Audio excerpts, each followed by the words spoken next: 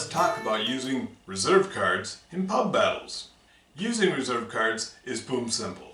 It is critical to note that you may not use reserve cards to move units further than they ordinarily could move.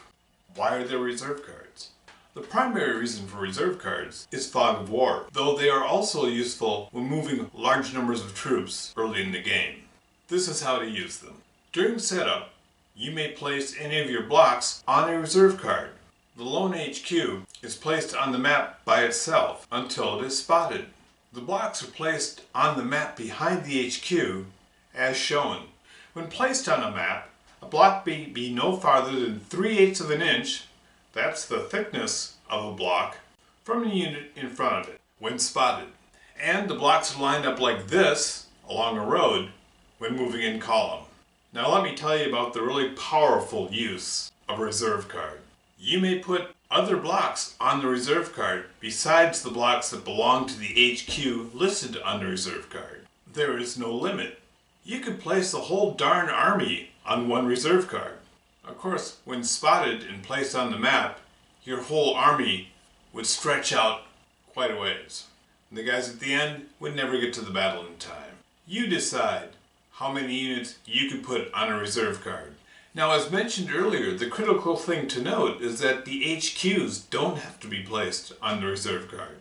They can move around on the map as decoys. When they're spotted, they're simply removed. All of the blocks on the reserve card move when that parent HQ listed on the reserve card moves. Now, blocks that are on a reserve card can move when their HQ is drawn, instead of moving with the reserve card. Just remember to observe the rule that no block can move farther in a single turn than it could ordinarily move. On its own, an HQ uses the mounted move rate. But if it has units on its reserve card that are foot units, then it must observe foot movement rates. And don't forget to deduct for moving in terrain. Now, all of the pub battles scenarios come with reserve cards, but I think that the Austerlitz scenario is where they really count. So much depends on deception at Austerlitz. In fact, the battle wouldn't even have happened without it. Here is an example of an initial setup for Austerlitz. Notice all of the lone HQs.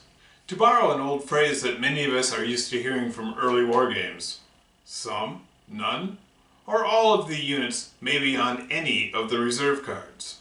I will add a link at the end of this video to one of my earlier Austerlitz replays that really showcases the use of reserve cards. Hopefully this clears up a lot of questions about reserve cards. Perhaps you've used them in ways that I have never even anticipated.